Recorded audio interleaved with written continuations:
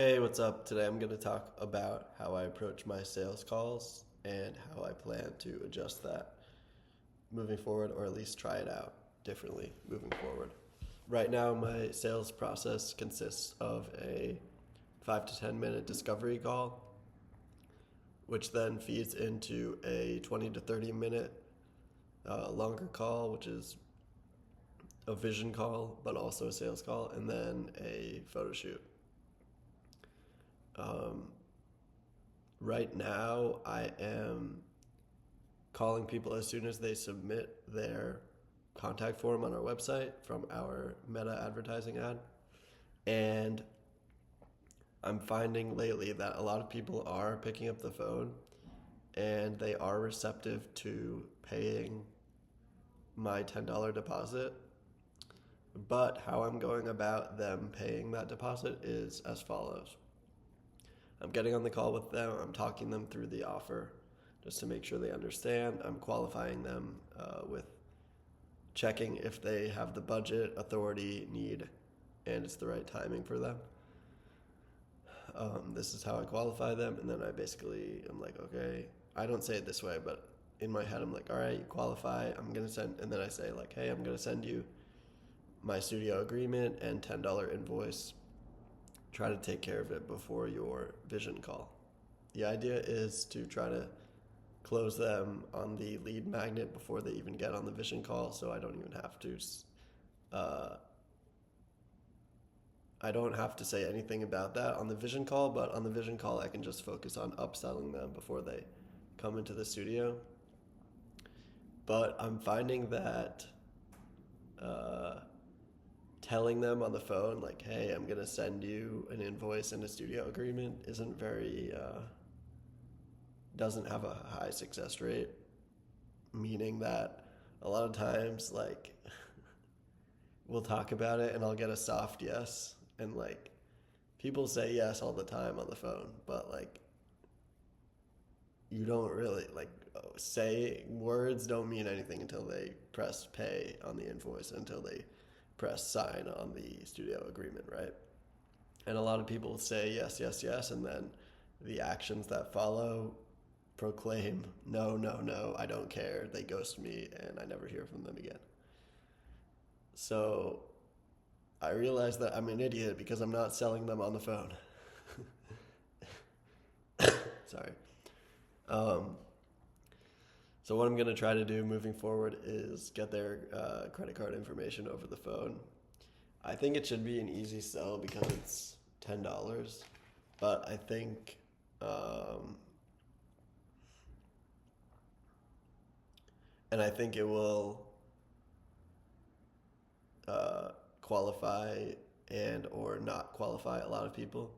For example, if someone is like willing to pay over the phone, that's a big positive sign for me moving forward that they're willing to move forward with the process. But if someone is like super hesitant to pay $10, then it's like, okay, maybe they weren't actually interested in the first place and they're just good at faking it over the phone, you know?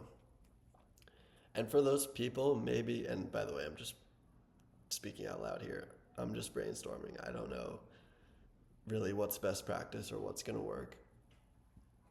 But maybe, like, if they don't want to pay the invoice over the phone or give their credit card information over the phone, I think what I should be doing is sending them the invoice. Uh, First, trying to get their credit card information over the phone. Second, if they don't want to provide their information over the phone, I should just be texting them the invoice link, which I can do that. And, um, or even emailing, especially texting though, because if I'm on the phone with them, I know they're like able to look at their phone, right? Unless maybe they're driving, but most of the time, if they're on their phone, they're able to, like, if they're talking on the phone, they could probably take a look at their phone. So the first is like, the first and most preferable option is going to be get their information over the phone. I type it in on my payment processing app, and before they even get off the call, we process the $10 payment. Um, And then I don't know about the studio agreement. Maybe I'll try to get them to sign it on the phone as well, but not sure how that will work. Yeah, and then if they don't commit to giving any information over the phone, I'll still just send them the invoice and the studio agreement. We'll pencil in their vision call, but I think and the photo shoot, but I'm just gonna treat them as like preliminary no shows in the sense that I'll definitely just double book over those sessions. And the way to do this ethically is to tell them like, hey, I'm gonna pencil you in for both of these slots, but until you take care of the studio agreement and the um, invoice, the $10 invoice, I reserve the right to uh, double book those times because we don't have your commitment. So I feel like that's a fair way of doing it. And yeah, we'll see how asking for credit cards goes over the phone. It's not really gonna be fun, I think. Part of the reason is because like every 5 calls or so, you get someone who you can barely understand what they're saying. I don't know if people have like phones from 2005 or something, but some people it's like, I'm like, what? Like, are you a person? Anyways, so that'll be fun. I guess for those people, uh, I'll try my best. Anyway, that's how I'm gonna do it moving forward.